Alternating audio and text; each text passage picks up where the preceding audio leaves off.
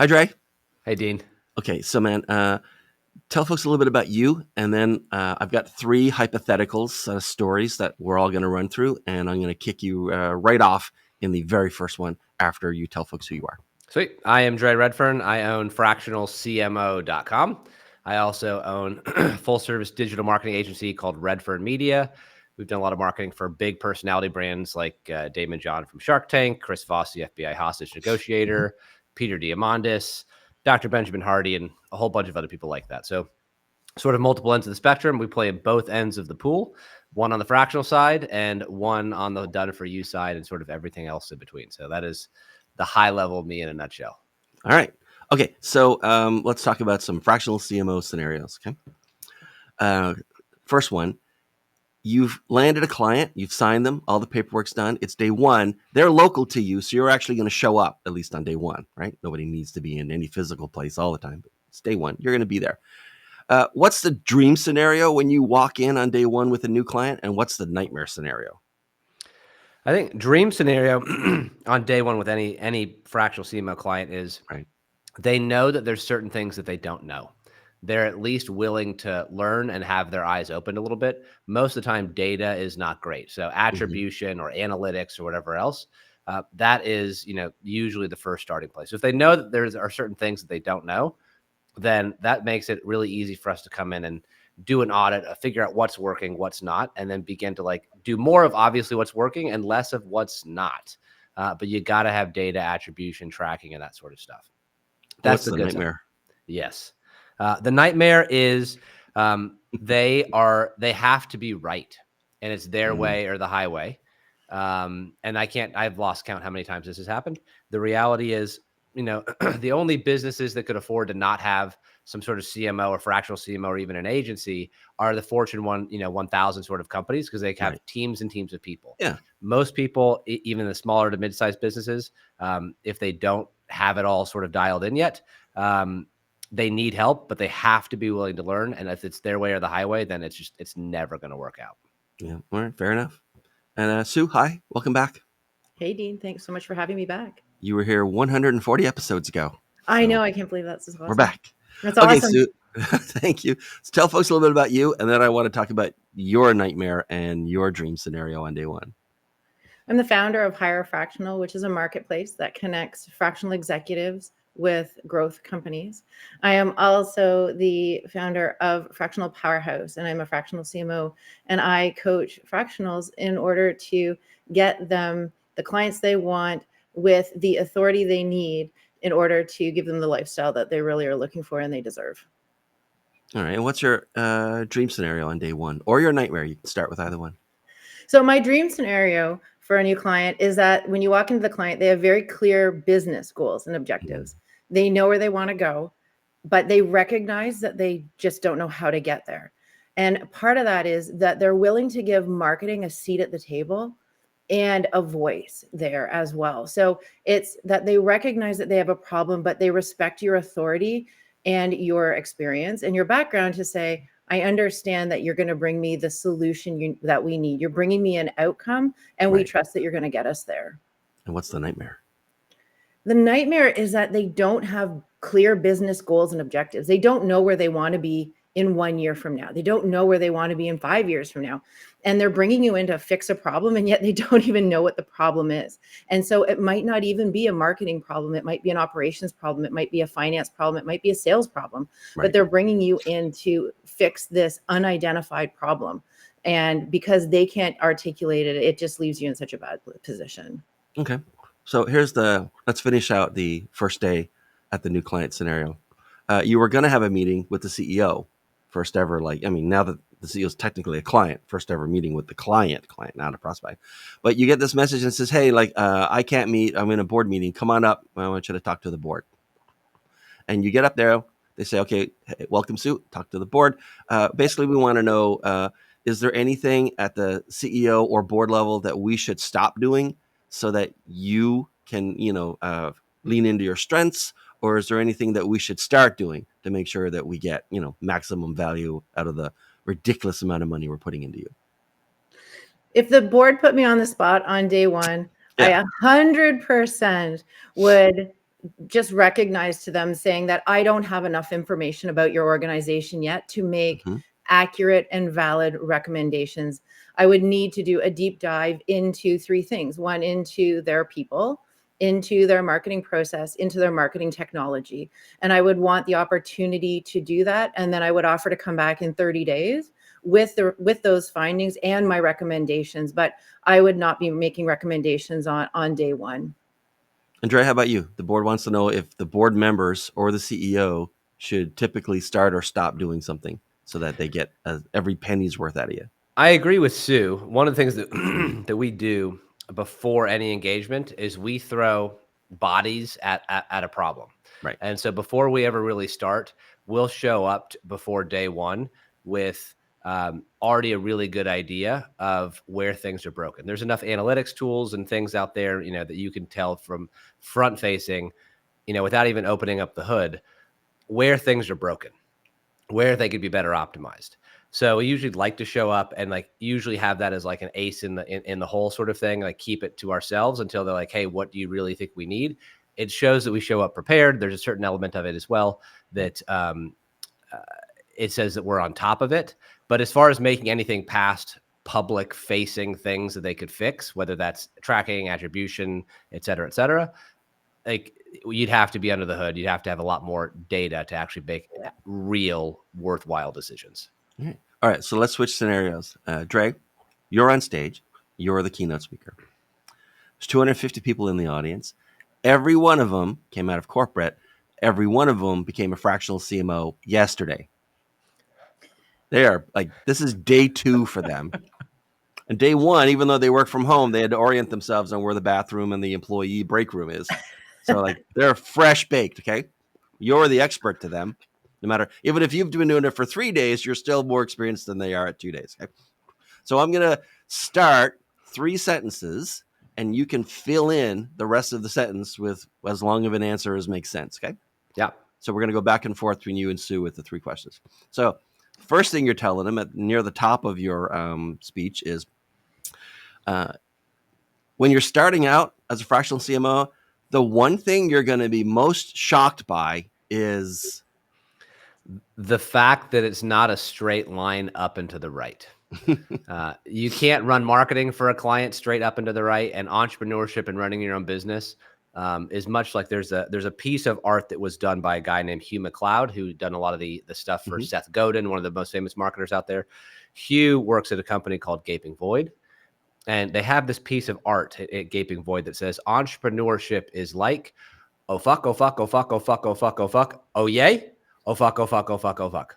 And that is, in my summarization, the best way to clarify what it's like being an entrepreneur, hanging your own shingle, and realizing that there's going to be some really, really, really good days out there.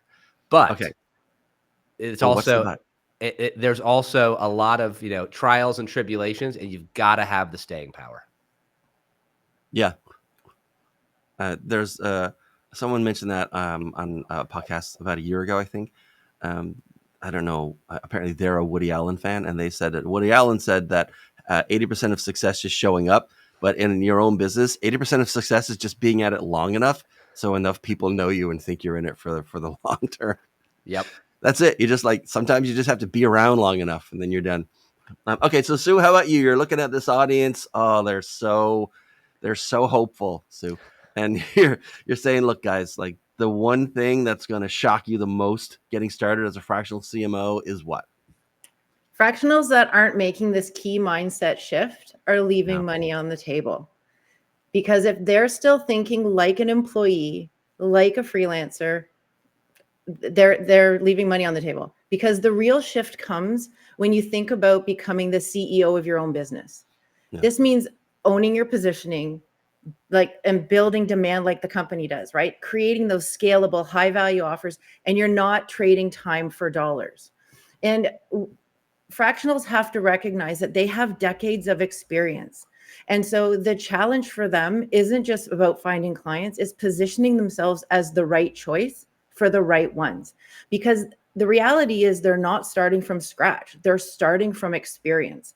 But they need to step into the role of CEO in their own business. And until they do that, they're going to be leaving money on the table. All right.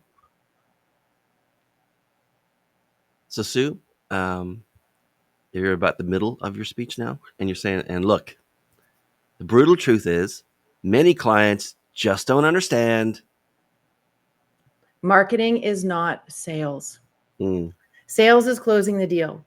Marketing is why the deal was possible in the first place. Sales happens in a conversation. Marketing happens before the conversation even starts, right? The positioning, the messaging, Right. the authority building that makes someone think this is exactly who we need. Because if you don't have marketing, sales will feel like convincing. With strong marketing, sales feels like that natural step. And the reality is, sales and marketing must work hand in hand. Because if we don't have alignment with sales, the message will get lost. And so, what we need to do is ensure that both marketing and sales are 100% in sync, because marketing builds that demand, sales converts it, and together it's that consistency, confidence, and clients that we're all looking for.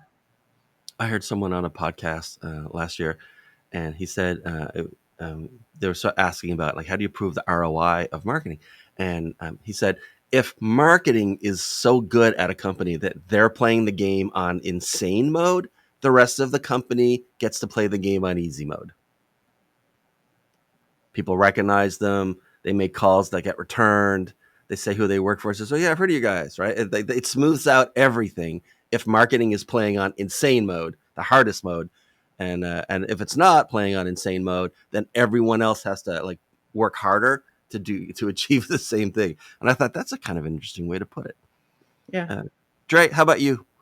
Most customers are, the brutal truth. Most customers just don't understand what. The old saying, "The riches is in the niches," Mm, is still so relevant. yep. But in this day and age, um, you really need to, if you're going to do that, everyone has heard that phrase these days. So if you're going to do that, like really specify what you're doing. And so if you're the fractional CMO serving that particular client in particular. So if that's the case and you know who you're serving, then it makes it a lot easier to actually give more strategic advice regarding whatever the thing is that they're doing. So most clients don't understand that if they're hiring an actual fractional CMO, that everyone and their mother brands themselves as a fractional CMO these Yeah. days. Yep. It's a cool thing because I don't have to do all the back end work. Like it's a very easy lift. I can start my business and hang up my shingle today. Most clients don't know how to properly vet a fractional CMO that fits their needs. And if they're going to do that, they need to find one that works in their niche and has really good specificity with what they're working on. Yep. All right. And then, Draye, you're sort of at the end. Some intern is trying to pull you off the stage. Like music's coming up because they want you to go. But by God, you're going to make this last point, right? As you're sort of leaving them, you say, look, a fractional CMO, whether it's today, next year, whenever, the number one piece of advice I can give you for getting clients is what? Be in the room. Mm. All of the big name clients that we've ever had and got across fractional CMO or Redfern Media have resulted of me being in the room with other high level players.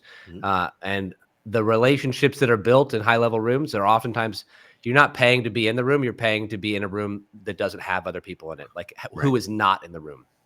I'd say that oftentimes requires a monetary investment. That's scary for a lot of people. But whatever that may mean for you, find the room of those ideal clients that you want to work with and do whatever you can to get in that room. So never underestimate the power of proximity. Absolutely. Yeah. And Sue, how about you? Number one number one piece of advice for fractional CMOs when it comes to getting clients from you is what? Build your brand. Yeah. Let me tell you a little story. It's 11 o'clock at night. Your phone buzzes and your sister just had a baby and she wasn't due for another 2 weeks. But here you are running out the door, grabbing your keys, heading for the highway because you have to be there, right? It's a 4-hour drive and you've got adrenaline. So you're good, but it's 2:30 in the morning and you're tired. You need coffee. Up ahead, you have two choices: a local coffee shop, neon sign flickering, unfamiliar, or you've got Starbucks, recognizable, reliable, that place you know. In that moment, you don't have time for surprises. You need something you can trust, right? Something that you know is going to be consistent every time. So you pull into the Starbucks, you order that double espresso, and you keep going. And that is exactly how companies choose fractional executives. When they need urgent expertise, maybe their revenue is flatlining, maybe their ops are a mess, or they're scaling faster than they can handle. It doesn't matter. Right. They don't have time to be going through endless LinkedIn profiles or generic pitches. They're going to be going with that brand they know and trust. So you need to make sure as a fractional that your positioning is strong, your expertise is undeniable, and that you are the leader in your niche. You have to understand who you serve, the problem you solve, and that's the one that's going to get you the client. So they don't hesitate, they choose you. And so having a strong brand is incredibly important as a fractional executive. All right, good answer. All right, so third and final of the three scenarios. You're at a conference. You're, on the floor and you're meeting people, you're talking to folks and whatever. As you're talking, you're talking to prospective clients, really is why you're there. As you're talking to prospective clients, marketing is one of those topics where a lot of people know at least a little bit about it and think they know a lot about it.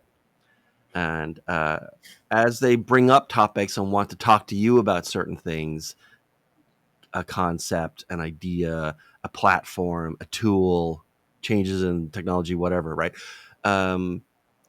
Sue, what do people talk about, prospective clients talk about with you that you think is overrated? And what do you think is underrated that not enough clients talk about or pay attention to in 2025? So the most overrated thing in marketing right now is honestly chasing the latest shiny thing. No. Right? Whether whether it's the latest AI tool, I mean, that's truly where we're at right now, is that everybody is chasing the shiny thing instead of staying focused on having a clear strategy aligned to business outcomes and that long-term plan. Right. And so for me, what's so underrated is what I just talked about, right? What is so underrated is building the brand. It is that consistent brand that stands for something, that creates that long-term trust, that authority, that will build demand, and that's going to make your business a whole lot more sustainable. All right. And Draye, what do you think? I think Overrated, underrated. The things that are overrated are tactics. Tactics change on average every 90 days, similar to the shiny object side of things. Strategies are, can last 6 months to 6 years. It's not the sexy stuff. And every client wants you to sprinkle in some of the sexy stuff, some of the fairy dust with the tactics and this and that. And like, what's the AI video tool of the day and all of that other sort of stuff. And all of that's fine and good, but it has to be one of the pieces of a bigger strategy. Otherwise, it's completely worthless 30 days from now, 60 days from now. AI changes every 30 days, 60 days. And so you can't build something off of that. It has to be anything that will fit into a bigger overarching strategy and build into it that way. Otherwise, it's, you're going to waste a lot of time, burn a lot of money, and waste a lot of time just across the board with everything you're doing. Right. All right. So you're talking to these folks and one of the prospective clients asks you, like, I hear a lot of stuff. I've been talking to a lot of people. Can you just boil it down for me, Draye? What is marketing? I define marketing as 2 words: awareness and relationships. So marketing, if they don't know about you, there's no way that they could, build a relationship. So marketing is awareness in order to then build relationships. The relationship could then result in a sale, or it's not a right fit, or whatever else. I define marketing is awareness that builds relationships. So there's so many things that could be inside of that. It could be branding. It could be direct response. It could be, social media. It could be 1,000 different things. But if they don't know who you are, they'll never buy from you. And if they don't have some sort of relationship, then they're never going to buy from you. Fair enough. I've got a slide that I sometimes have to use when I'm talking to clients, or in my case, most of my business comes through fractional CMOs. So the CMOs are not the client, but you guys normally, you show up at a new engagement, you have like a Rolodex of people, right? And if the client doesn't have an agency, or doesn't have an SEO guy, or doesn't have a graphics lady, or doesn't have someone in my field, like you can bring them in. And the slide just says, it's got like 3 sentences on all. The very first one is just, some number of strangers need to be told that you exist and what you sell, and the number is higher than you think. Right? And if we can establish that first, some number of strangers need to be told somehow that you exist and what you sell, and it's a higher number than you think, then we have a basis for, like, progressing in your marketing. But it's not like, it's not 30 people. And then, Sue, how about you? Like, when they ask you what is marketing, what do you say? Marketing isn't just about getting seen. It's about becoming the go-to choice in your niche. Mm-hmm. It's about how do you position your expertise? How do you attract those high value clients? And then how do you turn that demand into revenue? And it's not about random tactics. It's about putting together an integrated strategy so that the right clients can find you, trust you, and choose you before you get on a call. It's about know, like, and trust. And so clients have to know you, then they have to like you, and then they have to trust you before they're even going to buy from you. Right. And then, Sue, the last of the three questions, as you're talking to these prospective clients on the conference floor, what's a red flag and what's a green flag when you're talking to a company? Is it like, no, or, ooh, yes, hello, handsome client with big checkbook? A huge red flag for fractionals is a company who is just looking for an extra set of arms and legs, and they don't see you as that strategic leader. They don't value the expertise you bring to the table. They're just looking for an extra set of arms and legs. They just want you to execute. And so for me, the green flag is the exact opposite. They're looking for that strategy. They're looking to bring you in to be a partner in the C-suite. They're looking for you to bring your strategic insight to the table, and they're looking for a true executive, not just a task doer. All right. Now, Sue, I'm going to switch over to Draye, but before I do, just to put it in your head, surely there's something that I have missed about asking. So come up with a good question for Draye, and when I'm finished with mine, you can ask him yours. Okay. All right. So, Draye, what do you think? Red flag and green flag when you're talking to a prospect? Red flag right out of the gate is usually price. Yeah. Like just asking about the price or, whatever else, leading with price. Any of those sorts of things are usually red flags. There's a meme out there that's like, someone who sends you like $500, like I need a guarantee on this and I need, ROI in 30 days and I need this and I need that and I need this and that, versus someone who sends a $50,000 wire and they're like, wire sent, thanks, looking forward to working together. Mm-hmm. Obviously it's a meme, but it's so accurate when it comes to the world of fractional. In my part of copywriting, the outbound, interrupt people kind of copywriting, it's a very well-known meme. It says, small business client, please explain to me again how this is going to transform my business, put food on my table, put my kids through college and ensure my retirement. And it's like $5,000. And the big company with the $50,000 one, it just says money sent. Yep. Yeah, very familiar with that meme. And it's so accurate. Yeah. That is the red flag right out of the gate. And just to be clear for anyone like watching, there's nothing wrong with asking for price. What Draye is saying is before you even have an appreciation of what you're getting and the value and what it's going to deliver, you need to know what you're asking about the cost. And the cost doesn't really mean anything until you know what you get for the money. Correct. Yeah. If I were to charge $50,000 for an engagement and you make, 500,000 of it, that's a good ROI. Mm-hmm. So price. Yeah, you make that deal every day of the week, twice on Sunday. Exactly. Fantastic. But if it leads with that, it's usually a red flag of like, this is going to be an up. I'm going to feel like Sisyphus pushing that boulder up the hill and never quite getting there. All right. I'm going to give you a chance, Draye, to ask Sue a question, but first she's going to ask you a question. Yeah. So, Draye, what was the biggest mindset shift that you had to make when you became a fractional executive? The biggest mindset shift that I had to make when doing the fractional side of things was not trying to solve all things for all people. My natural tendency, having had an agency for 15 years, was let's just go solve it and immediately I can solve this today.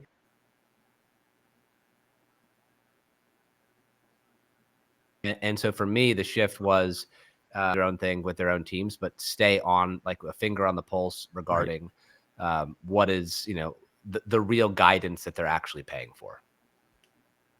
All right. And what do you think, Draye? What's your question for Sue?